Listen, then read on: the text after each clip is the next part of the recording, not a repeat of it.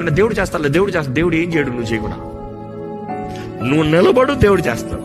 నువ్వు చేయి పెట్టు, దేవుడు చేస్తాడు. నువ్వు లోబడు, దేవుడు చేస్తాడు. నువ్వు చేయాల్సిన భాగం నువ్వు చెయ్యి.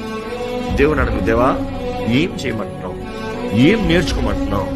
ఎందుకంటే అనేక సార్లు దేవుడు నేర్పించేది ఏంటంటే మనము ఆయనలాగా మారాలని. ఓర్పు, సహనము, నిరీక్షణ. You see when you have hope in life. ఈరోజు చాలా మందికి నిరీక్షణ లేదు కాబట్టి బ్రతకలేకపోతున్నారు. I'll tell you honestly, challenging day as we spoke earlier before the live. Sometimes hope is derived. ఈ మాట చెప్పాలంటే పోతుంది, నిరీక్షణ పోతుంది. ఇంకా అవుతుందా, ఇది జరుగుతుందా, ఇది చేయగలమా అన్నదప్పుడు బ్రతకలేమంట. చేయగలమా, ఇది అవుతుందా అన్నదప్పుడు చేస్తానికి శక్తి రాదు.